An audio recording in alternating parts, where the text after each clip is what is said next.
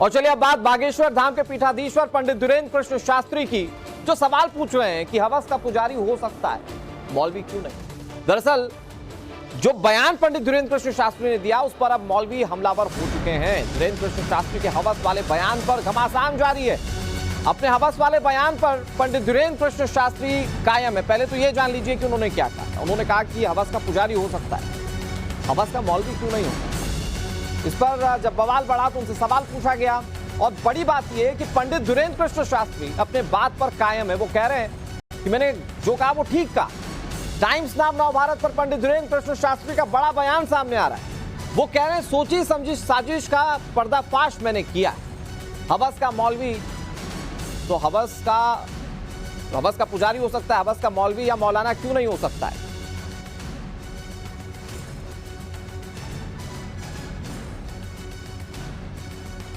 पंडित धीरेन्द्र कृष्ण शास्त्री अपने बयान पर कायम है। हालांकि अनुराग ठाकुर आपको दिख रहे थे तस्वीरों में, लेकिन पंडित धीरेन्द्र कृष्ण शास्त्री जिन्होंने टाइम्स नाम नवभारत से खास बातचीत की और उन्होंने कहा कि जो प्रायोजित तरीके से चीजें हो रही हैं उसे लेकर मैंने ये बात कही है। उन्होंने आगे ये साफ किया कि मैंने कोई नफरती बयान नहीं दिया। ये पंडित धीरेन्द्र कृष्ण शास्त्री कह रहे हैं। उन्होंने ये भी कहा कि हिंदुओं का ब्रेन वॉश हो रहा है और मैं इसका पर्दाफाश कर रहा हूं। कुछ दिनों पहले बागेश्वर धाम के पीठाधीश्वर पंडित धीरेन्द्र कृष्ण शास्त्री ने मौलवियों को लेकर बयान दिया था, जिसे लेकर वो सुर्खियों में आ गए थे। देश के कई मौलवी उन पर हमलावर हैं। धीरेन्द्र कृष्ण शास्त्री ने सवाल उठाया था और उन्होंने ये सवाल में पूछा कि ऐसा क्यों होता है कि हवस के पुजारी शब्द का इस्तेमाल किया जाता है, हवस का मौलवी भी तो हो सकता है।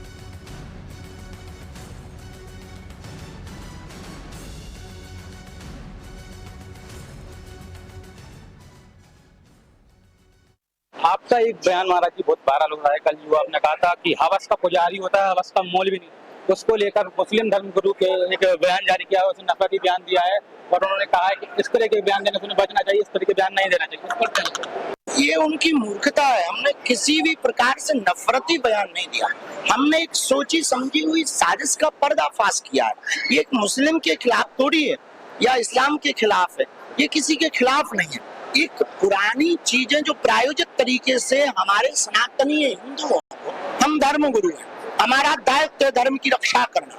तो जो चीज हम एक एक चीज पर बोलते हैं, इसी पर थोड़ी बोलते हैं। हम अपने हिंदुओं को बोल रहे थे, सनातनियों को बोल रहे थे कि कभी भी कोई भी इस्लाम का व्यक्ति अपने मौलवियों की बेइज्जती नहीं करता, मजाक नहीं बनाता, हंसी नहीं उड़ाता। और सनातन धर्म का आदमी तुम देख लेना, वो जरूर उड़ाता है। कई ऐसे मुहावरे हैं जो बहुत प्राचीन मुहावरे हैं, मुंह में राम बगल में छुरी, ऐसे मुहावरे हैं। तो हमने इस पे भी चर्चा हम करते हैं। इस पे भी हमने चर्चा की कि केवल हवस का पुजारी क्यों, हवस का मौलवी या फिर हवस का मौलाना क्यों नहीं हो सकता है। और होते हैं, कई ऐसे केस मिले।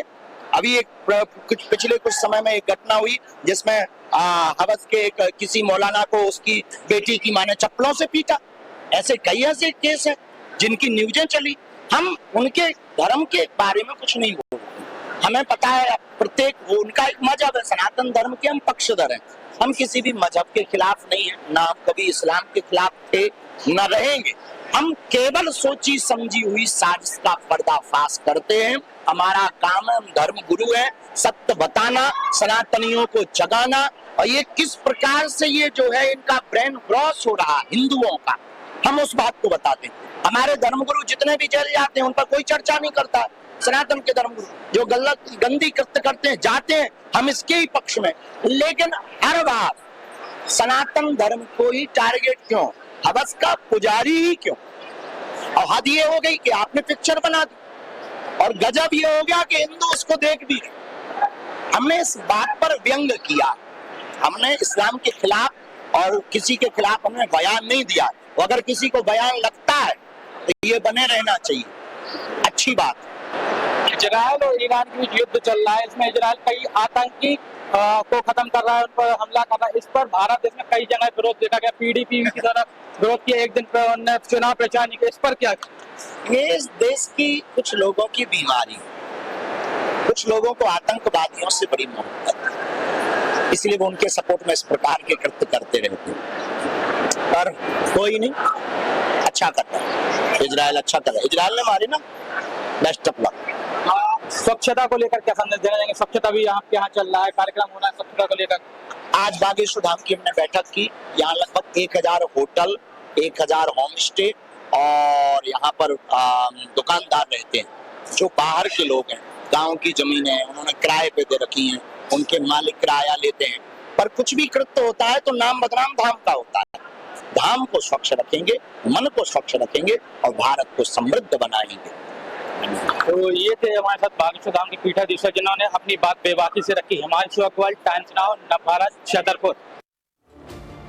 पंडित धीरेन्द्र कृष्ण शास्त्री को आपने सुना, उनके बयान पर बवाल हुआ तो उन्होंने स्पष्टीकरण रखा। उन्होंने कहा कि मैं इस्लाम को लेकर कोई टिप्पणी नहीं कर रहा। उन्होंने कहा कि अगर हिंदू धर्म के बारे में या पुजारी के बारे में कहा जा सकता है तो मौलवी के बारे में क्यों नहीं।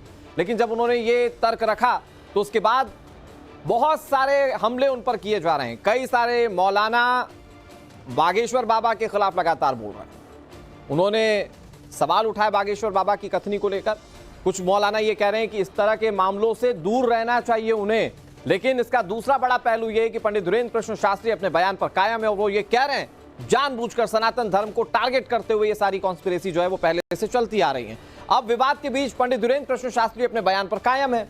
उन्होंने ये साफ साफ कहा कि उनके बयान में कुछ भी विवादित नहीं, उन्होंने तो बस साजिश का पर्दाफाश किया है। वो अब भी अपने बयान पर कायम।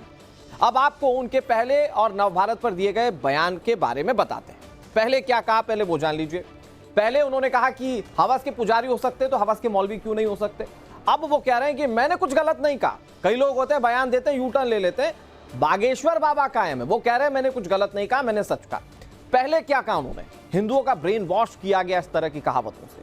अब वो कह रहे हैं कि मैंने सच कहा और अभी भी अपनी बात पर कायम हूं। पंडित धीरेन्द्र कृष्ण शास्त्री अपनी बातों को तर्कों से साबित करने की भी कोशिश करते हैं। पहले उन्होंने कहा हिंदुओं के खिलाफ एक बड़ी साजिश रची गई और अब वो कह रहे हैं कि मैंने सोची समझी साजिश का पर्दाफाश किया। पहले जानबूझकर हिंदुओं के सनातन धर्म को टारगेट करने के लिए इस तरह की साजिश की गई थी, उसका पर्दाफाश करने की बात अब कह रहे हैं। पहले हमारे दिमाग में कुतर्क भरने के लिए ऐसे शब्दों को पहुंचाया गया, ये पंडित धीरेन्द्र कृष्ण शास्त्री का तर्क है। उन्होंने पहले ये बात कही थी, अब कह रहे हैं कि हम धर्म गुरु हैं और हमारा फर्ज है कि धर्म की रक्षा हम करें। इस तरह की बातों से वो धर्म की रक्षा की भी बात कह रहे हैं। पहले उन्होंने कहा कि मौलवियों की बेइज्जती मुसलमान नहीं करते। अब वो ये कह रहे हैं कि मेरा बयान इस्लाम मुसलमान के खिलाफ बिल्कुल भी नहीं है। पहले उन्होंने कहा कि ना हम कभी इस्लाम के खिलाफ थे और ना रहेंगे। अब वो ये कह रहे हैं कि जो प्रायोजित तरीके से चीजें हो रही हैं दरअसल उनका टारगेट उसी चीज को लेकर है। लेकिन इसका लबोलुआब ये कि पंडित धीरेन्द्र कृष्ण शास्त्री अपने बयान पर कायम है, उनको किसी तरह का कोई मलाल नहीं है और वो इस पर किसी भी तरीके से बैकफुट पर नहीं आने वाले। अब आपको बागेश्वर बाबा का वो बयान सुना देते हैं जिस पर पूरा विवाद उठकर खड़ा हो गया। मुसलमान कभी नहीं अपने मौलवियों की बेइज्जती करते, लेकिन हम लोग करते। हम उनके विरोध में या पक्ष में नहीं है किसी के भी।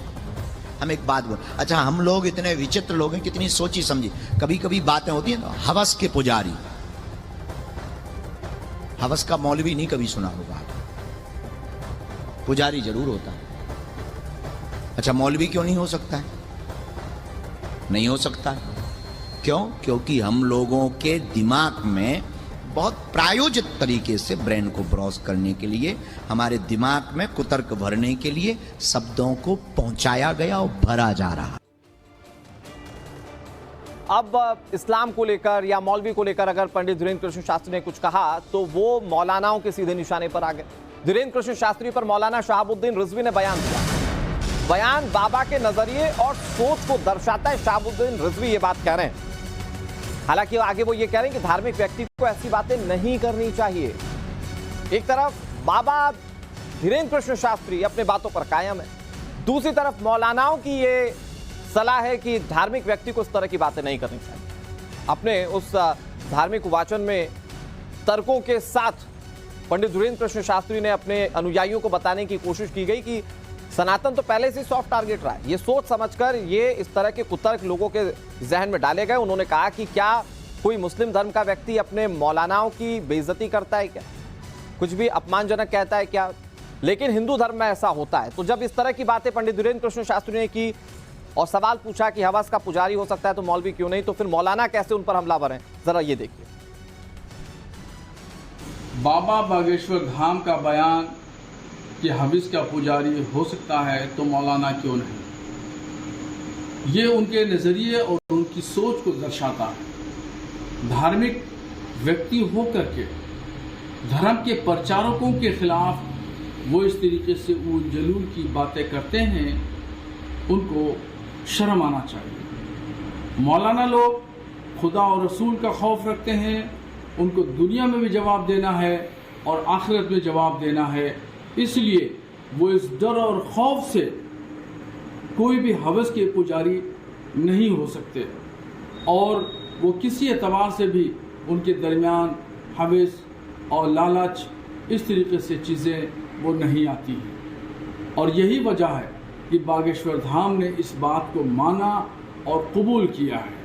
उनको हमेशा अच्छी बात कहना चाहिए, ऐसी बात कहना चाहिए जो लोगों के लिए दर्स हो, सबक हो, मगर वो हमेशा कुछ ऐसी बात करते हैं जो आपत्तिजनक हो।